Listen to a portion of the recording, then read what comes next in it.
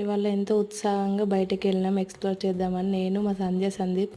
కానీ మేము అనుకున్న అంత బెడిసి కొట్టింది. ఎందుకనేది నేను చూపిస్తా చూడండి. మా సందీప్ వాళ్ళ విలేజ్లో పనస చెట్టు ఉంటుంది. ఆడ పనస కాయలు ఉన్నాయని వెళ్ళినాం. కానీ ఆడ కాయ కాదు, పిందె కూడా లేదు. ఇలా కాదని ఆడ చుట్టుపక్కలంతా చూసినాం. కానీ అక్కడ ఏం లేవు, ఒక వాటర్ తప్ప. ఇది స్విమ్మింగ్ పూల్ అంట. దాంట్లో పాకురు చెత్త తప్ప అసలు ఏం లేవు. ఇలా అయితే కుదరదని చెప్పేసి మేడి చెట్టు దగ్గరికి పోయినాం. మేడి చెట్టు దగ్గర పండ్లన్నీ చెట్టు పైన మురిగిపోయి కింద పడిపోయి ఉన్నాయి. ఆయన జామ చెట్ల దగ్గర అన్నా ఏమన్నా ఉంటాయని వెళ్తే అక్కడ అసలు కాయలు కాదు కదా, పూత కూడా లేదు అసలు. ఇవాళ ఏంటో మా దరిద్రం ఇట్లా ఉందని అనుకున్న లోపు అక్కడ పికాక్ కనిపించింది. దానికి వచ్చి చూసి తర్వాత మళ్ళీ పాము కనిపించింది. తర్వాత గొర్రెలు కనిపించినాయి. అంతసేపు బయట అంత చల్లగాల్లో తిరిగిన తర్వాత నోరు క్రేవింగ్ వచ్చేసింది. ఇంటికి వచ్చి మిర్చి బజ్జీలు, ఆనియన్ బజ్జీలు వేసుకొని తినేసాము.